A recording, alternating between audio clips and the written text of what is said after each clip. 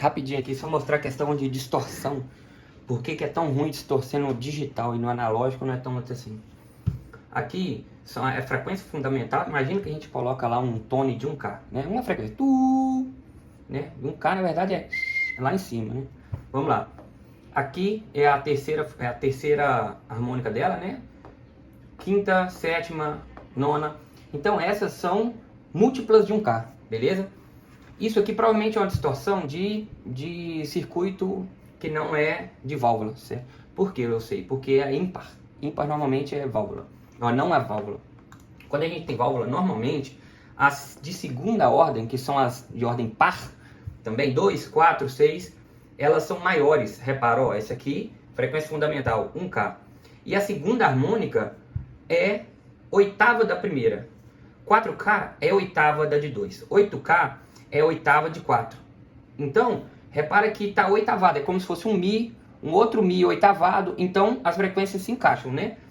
Então por isso que o som da válvula, vamos dizer, a distorção dela é mais bonita, porque a gente está em oitavas, então realmente a gente está dentro do campo harmônico bonito. Agora quando é ímpar, a gente tem uma distorção mais agressiva, não quer dizer que é ruim, que é feio, só é diferente, né? É agressivo.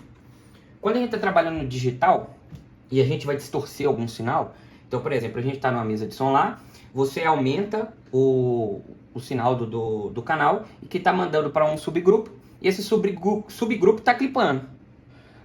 Porém, o canal não está clipando, mas o subgrupo está. Então ele está introduzindo distorção harmônica, provavelmente de ordem ímpar. Um pouco de par também, mas como não é um circuito valvulado, então provavelmente está de ordem ímpar. E é a ordem ímpar, 1, 3, 5, 7, 9, é uma distorção mais agressiva, mais feia ao ouvido, né? Aí, o que acontece? Ele está adicionando a distorção. O problema não são as distorções de frequências baixas, né? Que a gente, 100 Hz, 200. O problema é quando começa a distorcer 10, 20K. Por quê? A distorção é sempre oitava, né? 100, uma oitava 200, uma oitava 400. Até 20K é a frequência que o ouvido humano consegue escutar, né? Agora imagina distorcer 10K. A harmônica de ordem par é 20K. E qual que é a próxima? Seria 40K, 30K se for ímpar. Mas se a mesa de som ela está setada a 48 kHz. O que é 48 kHz? Nyquist frequency. O que é a frequência de Nyquist? Frequência de Nyquist é a frequência máxima que aquela mesa de som, aquele dispositivo consegue reproduzir sem problema, né? Ele consegue reproduzir aquilo. Então se uma mesa está a 44.100, aqui ó, ou 48 kHz, normalmente a metade disso é a frequência. Então 44.100 a gente consegue reproduzir até a frequência de 22K e 50. Se tiver em 48K, a gente consegue até 24 kHz. Beleza, mas voltando lá.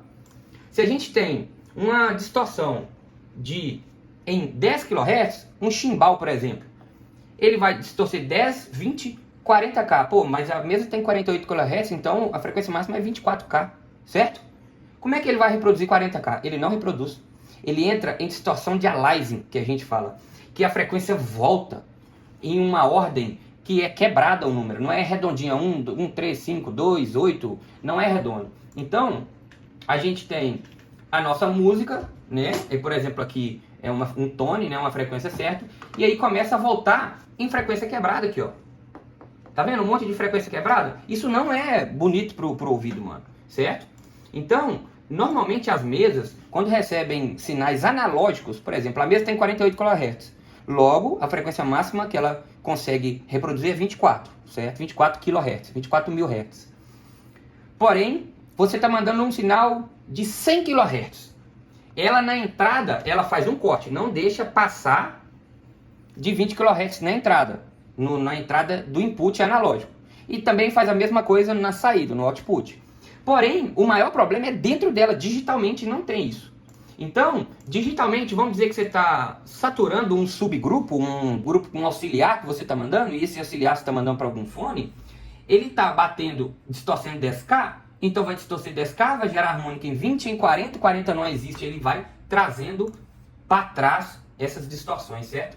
Isso aqui é a representação de uma frequência de 1K, né, num programa aqui. Isso aqui é o que eu estou falando, que bate, ó, bate e volta numa frequência que não é uma frequência certa. É quebrado o número.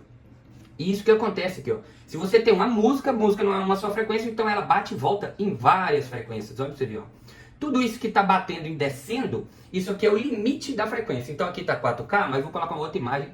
Olha isso aqui, que bagunça. O limite 22K, certo? Seria uma mesa em 44K e 100, né?